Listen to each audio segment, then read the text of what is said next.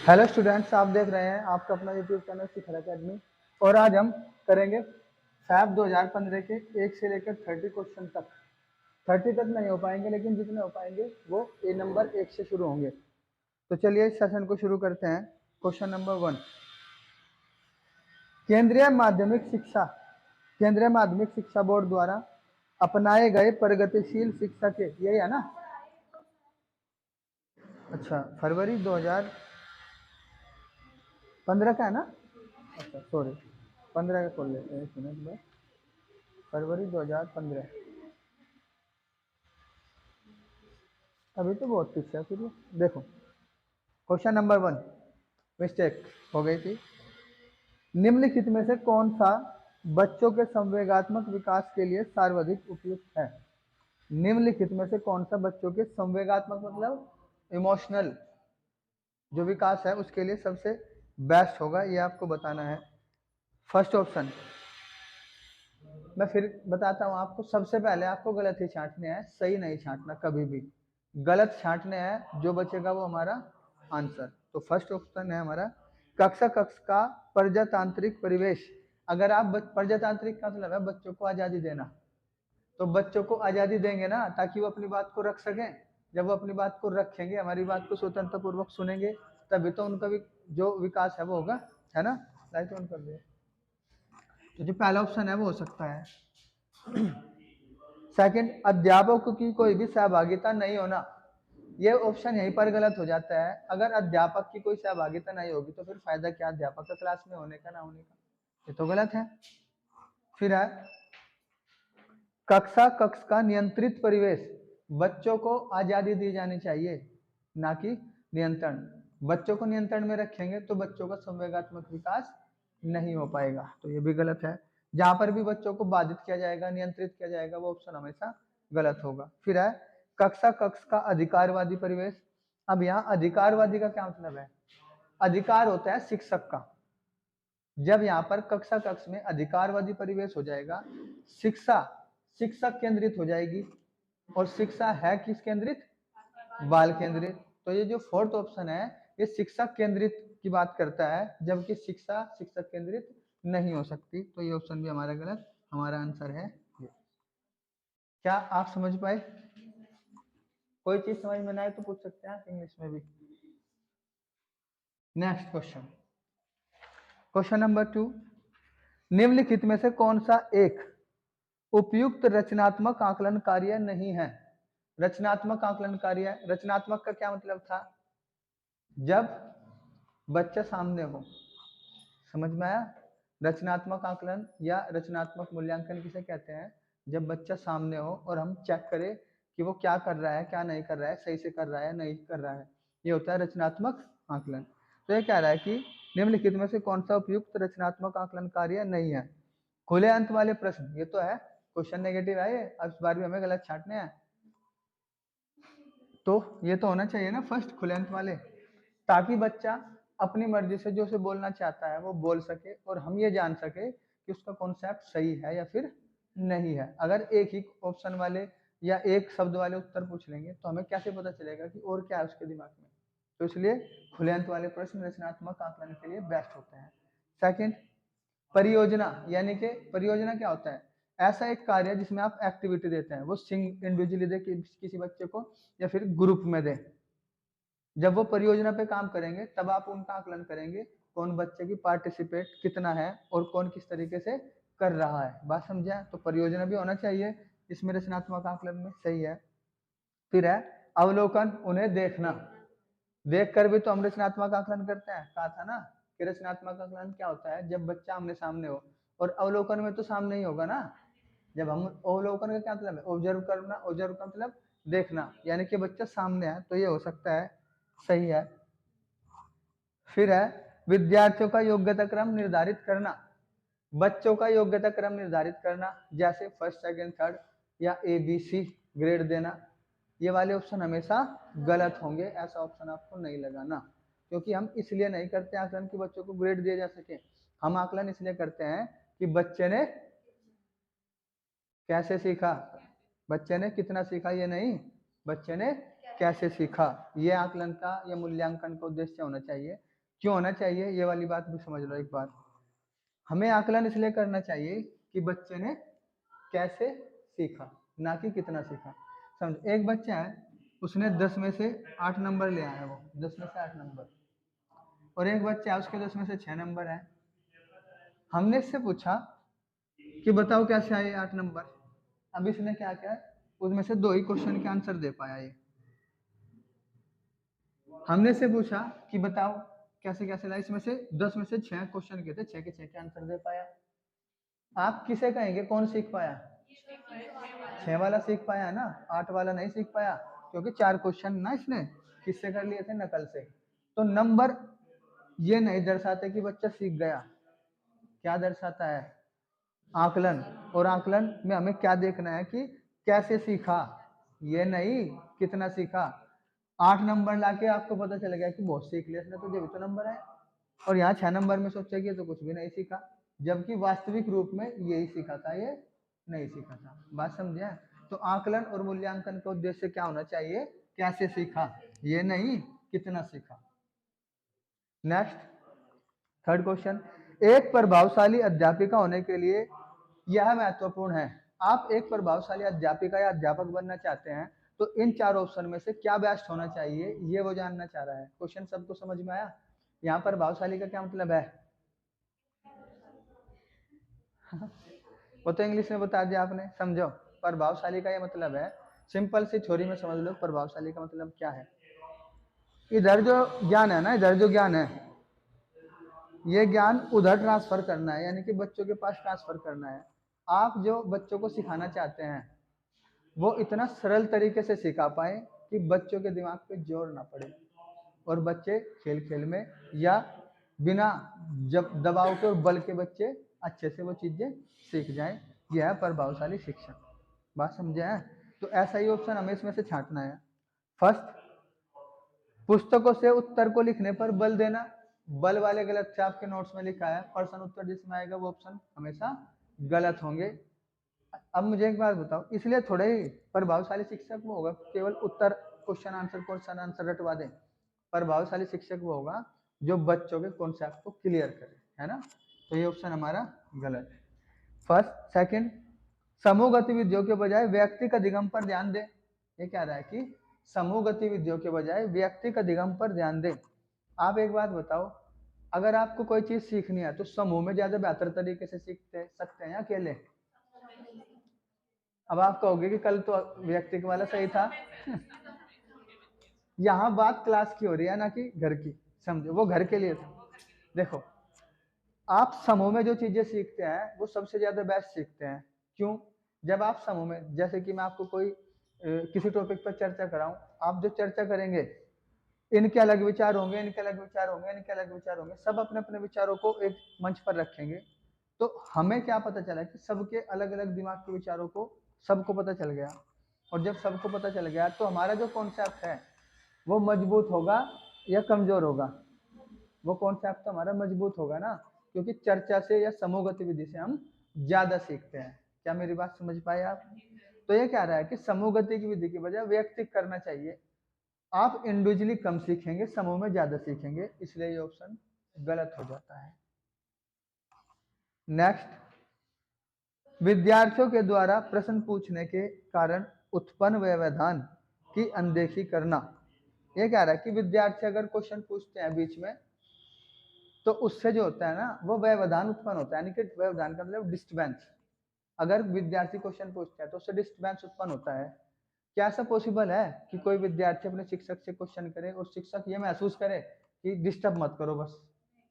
ऐसा होना चाहिए। अगर विद्यार्थी क्वेश्चन कर रहे हैं, इसका यह मतलब है कि विद्यार्थी जिज्ञासु है, सीखने के लिए आतुर है। तो विद्यार्थी क्वेश्चन करने चाहिए, क्योंकि शिक्षार्थी जिज्ञासु होने ही चाहिए। अगर कोई क्वेश्चन ही नहीं कर रहा है, इसका मतलब यह है कि वो सीखने के लिए लालायित नहीं है, और जो सीखने के लिए लालायित नहीं है तो वो तो सीख ही नहीं पाएगा। इसका मतलब शिक्षक में कमी है कि बच्चों को मोटिवेट नहीं कर पा रहे हैं सीखने के लिए। क्या बात समझे हैं? तो अब आते हैं ऑप्शन पे। ये क्या रहा है कि अगर बच्चे क्वेश्चन करते हैं तो उससे डिस्टर्बेंस पैदा होता है पढ़ाई में। हो सकता है ऐसा? बच्चे क्वेश्चन तभी करेंगे जब उन्हें कोई चीज समझ में नहीं आएगी और वो समझें इसलिए वो क्वेश्चन करते हैं। तो ये डिस्टर्बेंस नहीं है, बल्कि सीखने की प्रक्रिया का एक भाग है। क्या आप समझ पाए? तो ये सीखने की प्रक्रिया का भाग है। ये कह रहा है कि डिस्टर्बेंस उत्पन्न करते हैं, इसलिए ये ऑप्शन गलत है। अब नेक्स्ट पे चलते हैं। प्रत्येक बच्चे के संपर्क में रहना। अब यहाँ प्रत्येक बच्चे के संपर्क में रहने, यहाँ कक्षा की बात है। संपर्क में रहने का मतलब क्या है? देखो ऑप्शन आपको छुपे हुए से मिलेंगे, लेकिन आपको उनका अर्थ समझना है, वो कहना क्या चाह रहा है। अब मैं पहले अपने शब्दों में बता दूं, फिर से पढ़ना ऑप्शन को, वो कहना क्या चाह रहा है। प्रत्येक बच्चे के संपर्क में रहने का ये मतलब है, सपोज दैट कि आपने 3-3 बच्चों का ग्रुप बनाया और उन ग्रुप में आपने कोई एक्टिविटी दी सबको अलग अलग करने के लिए। तो संपर्क में रहने का ये मतलब है कि आपकी नजर हर एक ग्रुप पे होनी चाहिए, कौन क्या कर रहा है, कौन क्या नहीं कर रहा है। हो सकता है किसी ग्रुप में एक ही बच्चा काम कर रहा हो पूरी ईमानदारी के साथ, और 2 बच्चे आपस में बात ही कर रहे हो, और आपको इस बात का पता ही नहीं है, तो आप उसके संपर्क में नहीं है। और जब उसके संपर्क में नहीं है, तो इसका मतलब वो ग्रुप फिर कुछ सीख नहीं पाएगा। संपर्क में होने का मतलब समझ में आया? संपर्क में होने का मतलब है कि आपकी नजर इतनी पैनी होनी चाहिए कि हर एक बच्चे को फिर आपकी नजर हो, वही संपर्क में रहना है। यानी कि रोज घर जा रहे हैं उसके चाय पीने कि भाई संपर्क में रहना है समझ में आया? हाँ, तो संपर्क में रहने का मतलब समझ आया कि आपकी नजर हर एक बच्चे पर होनी चाहिए। तो क्या ये ऑप्शन होना चाहिए या नहीं होना चाहिए, है ना? तो ये हमारे गलत थे, ये हमारा सही था। क्लियर? चलो नेक्स्ट की तरफ चलते हैं। नेक्स्ट क्वेश्चन की तरफ। नेक्स्ट क्वेश्चन लग चुका है स्क्रीन पर, आप वीडियो को पॉज करके पहले इसका आंसर देंगे और फिर उसके बाद मैं समझाऊंगा। तो चलिए चलते हैं नेक्स्ट क्वेश्चन की तरफ। बच्चों के अधिगम को सुगम बनाने के लिए, यहाँ सुगम का मतलब है सॉफ्ट। आप अमीशा जी, सुगम का मतलब है सॉफ्ट। सुगम का मतलब है कि बच्चे आसानी से सीख जाएं, वही तो सुगम होगा। हाँ, बच्चों के अधिगम को सुगम बनाने के लिए अध्यापकों को एक अच्छे कक्षाई परिवेश का सर्जन करने की आवश्यकता होती है। इस प्रकार के अधिगम परिवेश का सर्जन करने के लिए निम्नलिखित में से कौन से कथन आवश्यक नहीं है? समझ में आया? क्वेश्चन नेगेटिव है, मैं अपनी भाषा में समझाता हूँ फिर आप बताना। क्वेश्चन ये कहना चाह रहा है कि एक शिक्षक को ऐसा परिवेश बनाना चाहिए जिससे बच्चे आसानी से सीख सके। ठीक, 3 ऑप्शन तो कह रहे हैं कि ऐसा होना चाहिए, एक ऑप्शन कह रहा है ऐसा नहीं होना चाहिए। जो ऑप्शन कह रहा है नहीं होना चाहिए वही हमारा आंसर है, क्योंकि क्वेश्चन नेगेटिव है। समझ में आया? अब क्वेश्चन पढ़ो, देखो वही कह रहा है या नहीं जो मैंने बोला है। पढ़िए क्वेश्चन जरा एक बार।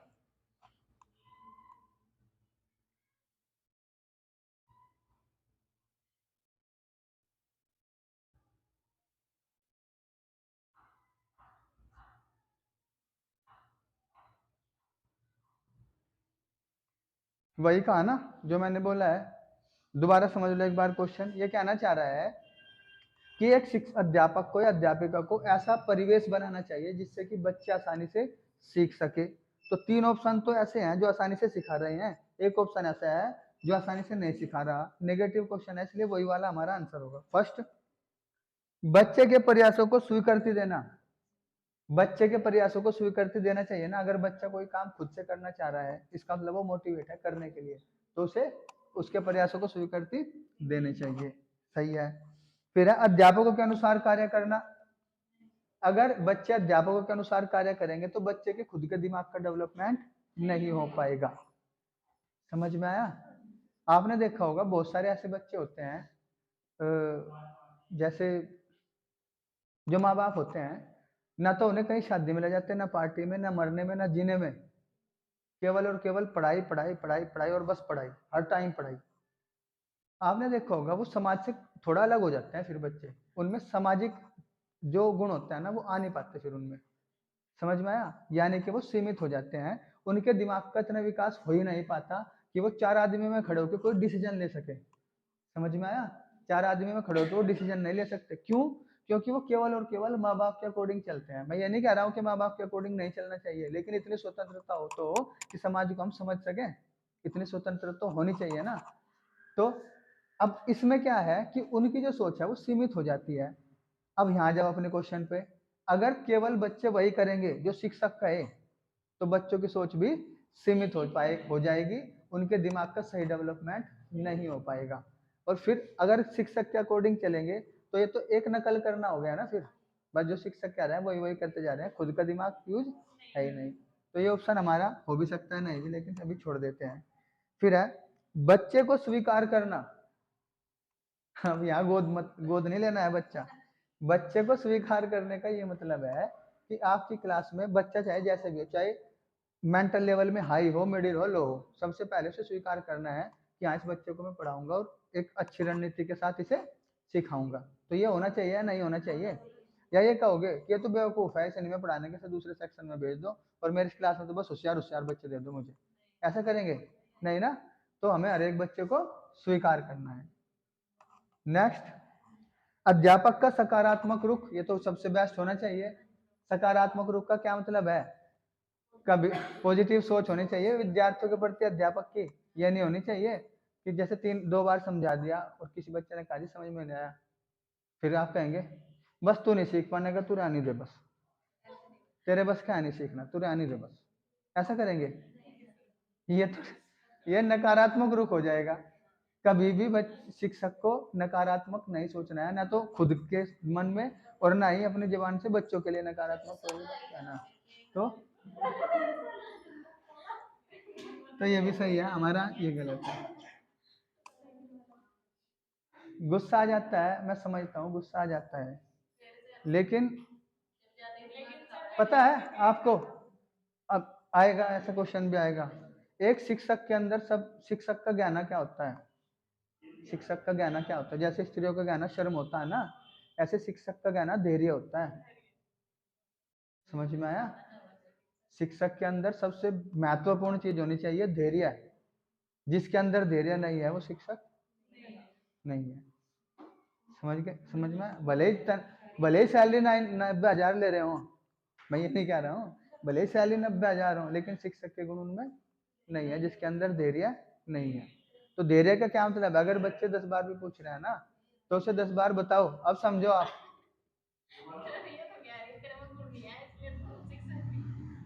हाँ तो आप शिक्षक नहीं बन सकती, आप शिक्षिका बन सकती हैं। अब सुनो जरा, देखो भुलवा दे, मैं कुछ बताना चाह रहा था आपको, मैं कुछ बताना चाह रहा था आपको, भुलवा दे। चलो नेक्स्ट क्वेश्चन देखते हैं। नेक्स्ट क्वेश्चन आपके स्क्रीन पे है, पहले आंसर आप देंगे, उसके बाद मैं बताऊंगा। तो चलिए शुरू करते हैं। क्वेश्चन नंबर 5, लड़कों एवं लड़कियों के विषय में कुछ कथन नीचे दिए गए हैं, आपके अनुसार इनमें से कौन सा सही है? क्वेश्चन है पॉजिटिव, क्वेश्चन पॉजिटिव है, इस बार नेगेटिव नहीं है। कथन लड़कों और लड़कियों के बारे में है, तो वो कह रहा है कि कौन सा कथन सही है। पहला, लड़कों को घर के बाहर के कार्यों में सहायता करनी चाहिए। अब मुझे एक बात बताओ, लड़के घर कौन सा काम करते हैं? वो सारे बाहर के ही तो करते हैं, तो घर के बाहर के काम में सहायता नहीं करेंगे, वो करते ही बाहर के काम है। तो ये ऑप्शन हमारा गलत। सेकंड, लड़कों को घर के कार्यों में सहायता करनी चाहिए, ये सही हो सकता है, क्योंकि लड़के घर का कोई काम नहीं करते, इसलिए उन्हें घर के कार्यों में सहायता करनी चाहिए। अब कोई ऐसा बंदा वीडियो को देख रहा हो जो बेचारा रोज ही घर के काम कर रहा है, वो अपने आप पे मत ले लेना, यहाँ उनकी ज्यादा बात है जिसका परसेंटेज ज्यादा है। तो परसेंटेज ज्यादा उन लड़कों का है जो घर के कार्यों में हाथ नहीं बटाते। नेक्स्ट, सभी लड़कों को विज्ञान और लड़कियों को गृह विज्ञान पढ़ाया जाना चाहिए। ये तो रूढ़िबद्धता हो जाएगी कि सभी लड़कों को विज्ञान और लड़कियों को गृह विज्ञान पढ़ाया जाना चाहिए, ये गलत। फिर है, लड़कियों को घर के कार्यों में सहायता करनी चाहिए। लड़की घर के कार्यों में सहायता क्यों करेगी?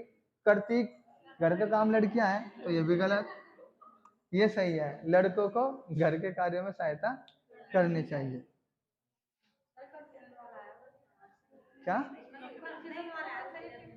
कंफ्यूजन कहाँ, इतना तो आसान है, थोड़ा सा समझने की जरूरत है। आप अब सारी चिंतन का सर्जन करें अपने अंदर। नेक्स्ट, क्वेश्चन नंबर 6, एक बच्चे की कॉपी में लिखने में विपरीत छवियां, दर्पण छवि आदि जैसी गलतियां मिलती हैं, इस प्रकार का बच्चा लक्षण प्रदर्शित कर रहा है। समझो, अब यहाँ पर विपरीत छवि और दर्पण छवियां का मतलब समझ लो। ये लिखा है यहाँ पर बी, और ये भी बी, समझ गए, दोनों बी हैं, बस ये रियल वाला है और ये दर्पण वाला है। उस दर्पण वाले को तो विपरीत कहेंगे। क्या बात समझ में आई? जो दर्पण वाला है वही विपरीत है, क्योंकि दर्पण में जब देखेंगे तो उल्टा नहीं दिखाई देगा, विपरीत का मतलब उल्टा। हाँ, तो एक बच्चे की कॉपी में लिखने में विपरीत छवि, दर्पण छवि जैसी गलतियां मिलती है। इस प्रकार का बच्चा कौन सा लक्षण प्रदर्शित कर रहा है इन चार ऑप्शन में से? फर्स्ट ऑप्शन है अधिगम्य असुविधा। भाई अगर वो बी को उल्टा लिख रहा है, इसका मतलब असुविधा तो होगी नहीं, सुविधा तो पूरी मिल रही है ना लिखने की। अब याद रखना, अधिगम में कभी असुविधा नहीं होती, अधिगम में कभी कठिनाई नहीं होती। हाँ, दोनों ही गलत हैं। तो पहला ऑप्शन है अधिगम में असुविधा, तो ये तो गलत। फिर दूसरा ऑप्शन अधिगम में असक्तता। अब वो बार बार सुनो, बार बार बी को ही लिख देता है, सी को ही लिख देता है, डी को ही लिख देता है, तो इसका मतलब क्या है? उसे सीखने में टाइम लगेगा। असक्तता का क्या मतलब था? देर से सीखना। आपके नोट्स में लिखे हैं सारी चीजें। असक्तता का मतलब देर से सीखना। अपनी कॉपी में यहाँ पे भी लिखो, यहाँ पे भी लिखो, लिखो अपनी बुक में, अधिगम असक्तता के पास लिखो देर से सीखना, देर से सीखना। तो ये तो मैंने लिखा है ना, मैं अधिगम असक्त थोड़ा ही हूँ। देर से सीखना, तो जब वो ऐसी छवियां बनाएगा तो वो देर से सीखेगा, ये हो सकता है। फिर है अधिगम में कठिनाई, तो ये भी गलत, और अधिगम में समस्या, ये भी गलत। यह है अधिगम में असक्तता, वो देर से सीखेगा। आशा करता हूं आप समझ पाए होंगे। जो बच्चे ऑनलाइन वीडियो देख रहे हैं वो वीडियो को पॉज करके पहले खुद से आंसर दिया करें, उसके बाद ही सॉल्यूशन देखें। नेक्स्ट क्वेश्चन 7, शिक्षार्थियों के ज्ञान अर्जन में सहायता करने के क्रम में अध्यापकों को किस पर ध्यान केंद्रित करना चाहिए? अर्जन का मतलब ग्रहण करना, समझ गए? शिक्षार्थियों के ज्ञान अर्जन में सहायता करने के क्रम में अध्यापकों को किस चीज पर ध्यान केंद्रित करना चाहिए? इन चार ऑप्शन में से क्वेश्चन पॉजिटिव है, इसका मतलब हमें 3 गलत करने हैं, गलत छांटने हैं। सुनिश्चित करना कि शिक्षार्थी सब कुछ याद करते हैं, याद वाले, क्योंकि हमें याद करके नहीं सिखाना, बच्चों को समझा के सिखाना है। शिक्षार्थी के द्वारा प्राप्त किए गए अंक और ग्रेड वाले गलत थे। हम इसलिए थोड़ा ही पढ़ा रहे हैं बच्चों को कि अंक और ग्रेड वो ला सके, हम इसलिए पढ़ा रहे हैं ताकि वो सीख सके। नेक्स्ट, शिक्षार्थी को सक्रिय भागीदारिता के लिए शामिल करना, ये सही है। अगर बच्चे सक्रिय भागीदारिता के साथ शामिल होंगे किसी भी चीज में, तो वो चीजों को जल्दी सीख जाएंगे। सक्रिय भागीदारिता का मतलब समझते हैं? जैसे कि आप यहाँ पर क्लास में हैं और मैं आपको कोई क्वेश्चन देता हूँ, तो आप उस पर चिंतन मनन करें, यही सक्रिय भागीदारिता है। ये नहीं कि चलिए तो आई दो, ये तो कर ही लेंगे, है ना? और जैसे उन्होंने कह लिया, उसने कहा B answer, sir B answer, जो नहीं कर रहा था ना वो बोलेगा कि सर बी आंसर, सर को भी लगेगा हाँ वेरी इंटेलिजेंट, लेकिन ये नहीं पता कि उनका किया वही बता दिया। तो क्या है, एक शिक्षक को ये ध्यान रखना चाहिए अपनी कक्षा में कि कौन पार्टिसिपेट कर रहा है, कौन नहीं कर रहा है, क्योंकि पार्टिसिपेट करना ही कंसंट्रेशन है, और जो कंसंट्रेशन के साथ सीखता है वो चीजें स्थायित होती हैं। ठीक है, तो ये होना चाहिए। नेक्स्ट, शिक्षार्थी के द्वारा अधिगम की अवधारणाओं में कुशलता प्राप्त करना। शिक्षार्थी के द्वारा अधिगम की अवधारणाओं में कुशलता प्राप्त करना, देखो ये भी सही है। हाँ, ये भी सही है। अब इसमें बहुत माइनर पॉइंट है, वो बड़े ध्यान से समझना जरा। अब मुझे एक बात बताओ जरा, दोनों ऑप्शन बिल्कुल बेस्ट है, सही है, लेकिन एक आंसर तो एक ही हो सकता है ना, क्योंकि क्वेश्चन पॉजिटिव है। अब हम कैसे छांटेंगे कि कौन सा गलत है? मुझे एक बात बताओ, सहभागिता पहले आएगी या कुशलता पहले आएगी? पहले हम कंट्रीब्यूट करेंगे किसी चीज में, कुशलता तो उसके बाद आएगी ना। तो इसलिए पहले जो आया है उसे सही करेंगे और ये हमें गलत करेंगे। क्या बात समझ में आई? भाई कुशलता तो बाद में आएगी, पहले तो हम सहभागिता करेंगे, तो इस चीज पर ध्यान देना है शिक्षक को। नेक्स्ट क्वेश्चन नंबर 8, ये कह रहा है कि अध्यापक के दृष्टिकोण से प्रतिभाशीलता किसका संयोजन है? यानी कि संयोजन का मतलब कॉम्बिनेशन। आप किस कॉम्बिनेशन को कहेंगे कि क्या है प्रतिभाशीलता? किस कॉम्बिनेशन को कहेंगे आप? क्वेश्चन समझ आया सबको? क्वेश्चन समझना जरूरी है, क्वेश्चन समझ लिया तो आंसर चुटकियों में आ जाएगा, और क्वेश्चन नहीं समझ आया फिर दिक्कत है। तो सबसे पहले क्वेश्चन समझना जरूरी है। फर्स्ट ऑप्शन, उच्च योग्यता बिल्कुल सही होनी चाहिए, उच्च सृजनात्मकता होनी चाहिए, और उच्च वचनबद्धता ये भी होनी चाहिए। अब इनका सबका मतलब समझ लो है क्या। उच्च योग्यता का मतलब ये है कि आपको जो चीज सिखाई जाती है वो आप फटाफट से अब्जॉर्व कर लेते हैं, यानी कि कैप्चर कर लेते हैं। ठीक। उच्च सृजनात्मकता का ये मतलब है कि जो चीज आपने पढ़ी है, सिखाई गई है, उस पर आप प्रैक्टिकल भी बहुत अच्छे से कर सकते हैं। उच्च वचनबद्धता का ये मतलब है, वचनों में भी बांध देते हैं। पुरानी कहानियों में सुना होगा आपने, दादी नानी सुनाती थी कि वचनों में बांध दिया था, तो यहाँ पे भी वचनबद्धता है, वचनों में बांधे जाते हैं। शिक्षक बच्चों को वचनों में बांधता है कि कल आप ये काम पूरा करके लाएंगे। जो बच्चा करके लाता है वो वचनबद्ध, जो नहीं करके लाता है वो है वचनबद्ध। बात समझे हैं? ठीक। तो वचनबद्धता का मतलब है शिक्षक द्वारा दिया गया जो कार्य है वो स्टूडेंट पूरा करता है। जो बच्चा ऐसा करता है वही तो प्रतिभाशाली होता है, और नहीं होता है जो इस काम को करने लगेगा वो प्रतिभाशाली बन जाएगा। बताओ समझे या नहीं समझे? अगर आपको जो मैं वर्क देता हूं वो नहीं करते हैं तो क्या होगा, और अगर आप रोज वो वर्क करते हैं जो मैं आपको दे रहा हूं, तो आप भले ही आप प्रतिभाशाली नहीं है तो प्रतिभाशाली ऑटोमेटिक बन जाएंगे। क्या बताओ समझे? तो तीनों ऑप्शन समझ आए? तो इनका संयोजन होना चाहिए कि नहीं होना चाहिए? हाँ, तो ये हो सकता है हमारा, लेकिन हम अगला भी पढ़ेंगे। उच्च प्रेरणा, उच्च वचनबद्धता, उच्च अक्षमता। अब यहाँ पर जो कैपेसिटी आ गई ना, कैपेसिटी आ गई, ये गलत हो गया। यहाँ पर कैपेसिटी का मतलब है स्टोरेज। आप बहुत सारी चीजों को स्टोर कर लेते हैं अपने दिमाग में, लेकिन जब पूछा जाता है कि ये चीज है कैसे, मतलब तर्क लिया जाता है, तब तर्क में आप फेल हो जाते हैं। यह है कैपेसिटी, यानी कि रट्टाफिकेशन को कैपेसिटी कहते हैं। सिंपल सी बात ये समझ लो। उच्च कैपेसिटी का मतलब है कि आप अपने दिमाग में बहुत सारी चीजों को स्टोर कर लेते हैं, आपको सब कुछ पता है, लेकिन जब आपसे पूछा जाता है कि ऐसा क्यों है बताओ, तो वहां पर आप गोल हो जाते हैं। जैसे आपसे पूछा गया, आपने रट लिया कि भारत का सबसे पूर्वी राज्य है अरुणाचल प्रदेश और सबसे पश्चिमी राज्य है गुजरात। आपसे पूछा बताओ आप आपके किस हाथ पे अरुणाचल प्रदेश पड़ेगा, वहां पे आप गोल, वहां पता ही नहीं ना, क्योंकि तर्क क्या समझ के तो पढ़ा ही नहीं, रट्टाफिकेशन कर लिया था बस। ये है कैपेसिटी। तो ये वाला तरीका सही है या गलत है, ये बताओ? गलत है ना। अब बस जहां पर भी अक्षमता वाले हैं वो गलत है सारे।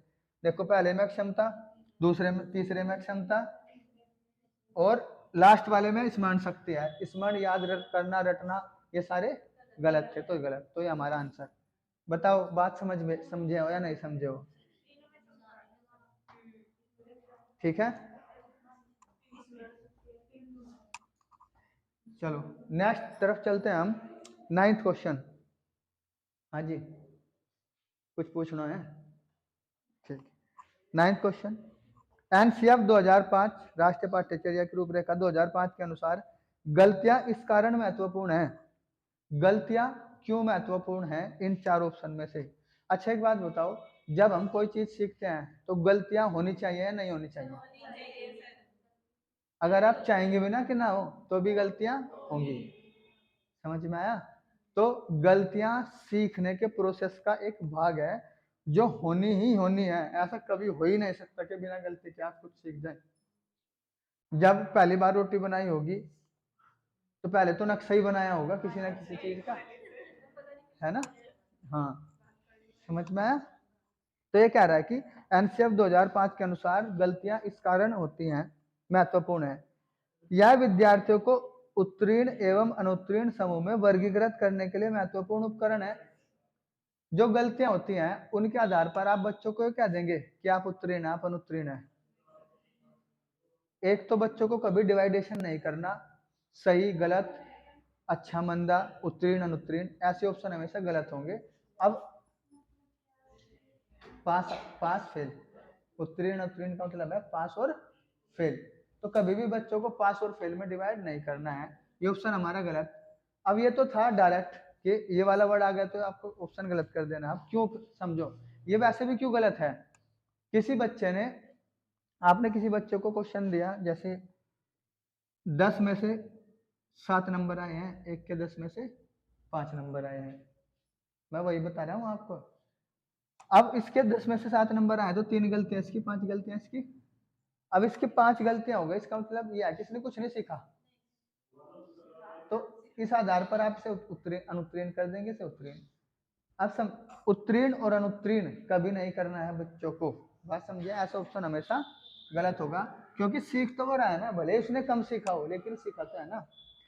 सेकंड, या अध्यापकों को बच्चे को डांटने के लिए अच्छा अवसर उपलब्ध कराते हैं, कि बच्चे की गलतियां अच्छी हैं ताकि अध्यापक बच्चों को डांट सके। बच्चों को डांट फटकार, ये वाले ऑप्शन हमेशा गलत होंगे। फिर है, यह बच्चे के विचार को अंतर्दृष्टि उपलब्ध कराती है कि तथा समाधानों को पहचानने में सहायता करती है। देखो, बच्चे की गलतियां एक शिक्षक को अंतर्दृष्टि उपलब्ध कराती हैं। अंतर्दृष्टि क्या उपलब्ध कराती हैं? कि जैसे बच्चे ने, होता है बहुत सारे कॉन्सेप्ट बच्चे के गलत होते हैं। समझो, आपने कहा कि 21 लिखो, उसने 12 लिख दिया, गलती कर दी ना। अब जब बच्चे ने गलती कर दिया, अब आपको कॉन्सेप्ट का पता चला, अच्छा बच्चा ये समझ रहा है। अब आप क्या करेंगे?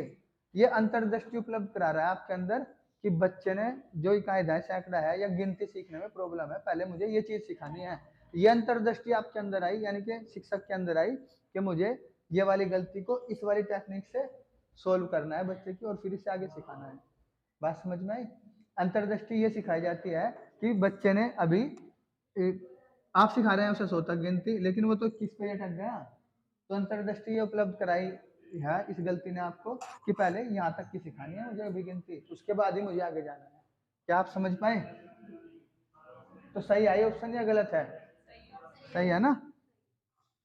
फिर है फोर्थ ऑप्शन, यह कक्षा के कुछ बच्चों को हटाने के लिए आदर्श स्थान उपलब्ध कराती है। अगर बच्चे गलतियां करते हैं तो कक्षा से ही हटा दोगे बच्चों को? नहीं ना, ये भी गलत। ये हमारा आंसर। क्या आप समझ पाए? तो बच्चे की गलतियां शिक्षक को अंतर्दृष्टि उपलब्ध कराती हैं कि अगर बच्चे ने गलती कर दिया, इसका मतलब बच्चा सीख नहीं पाया, तो मुझे ये वाली टेक्निक अपनानी है इसे सिखाने के लिए। 10th और लास्ट क्वेश्चन है आज का। Out of the box, out of the box क्या होगा? आपने सुना होगा कुएं का मेंढक, सुना कुएं का मेंढक कभी? अब बात कर दिया आपने। ये तो गांव में प्रचलित होने वाली बहुत खतरनाक कहावत है। मुहावरा, हाँ। देखो, कुएं का मेंढक क्या होता है? जो केवल कुएं के अंदर अंदर की जानता हो, वो है कुएं का मेंढक। समझ गए? यानी कि इसके अंदर जानने वाला इन द बॉक्स, और पूरी बाहर की जानने वाला दुनियादारी की आउट ऑफ द। क्या बात समझ में आई? कुएं के अंदर इन द बॉक्स, कुएं के बाहर आउट ऑफ द बॉक्स। इस वाले चिंतन को क्या कहेंगे? और इस वाले को बताओ आंसर।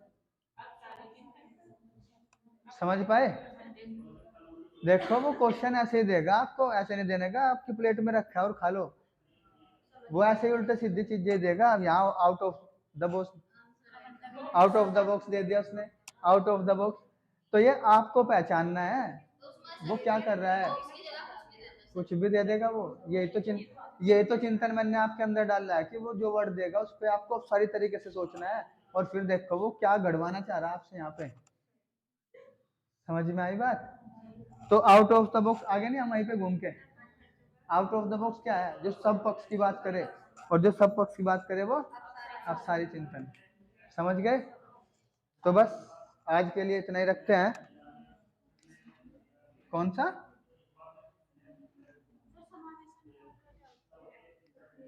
यही वाला। देखो, ये क्या रहा है, आउट ऑफ द बॉक्स का क्या मतलब है? Out of the box, out of the box का मतलब है बॉक्स के बाहर की सोचना। बॉक्स के बाहर की सोचने का मतलब यह है जिसे दुनियादारी की समझ हो, और जिसे दुनियादारी की समझ हो वो क्या, वो कौन सा चिंतन होता है? अपसारी। जो केवल घर तक जानता हो वो अभिसारी। तो आउट ऑफ द बॉक्स पूछ रहा है वो कौन सा चिंतन है इसमें से? अपसारी। समझ पाए आप? हम्म।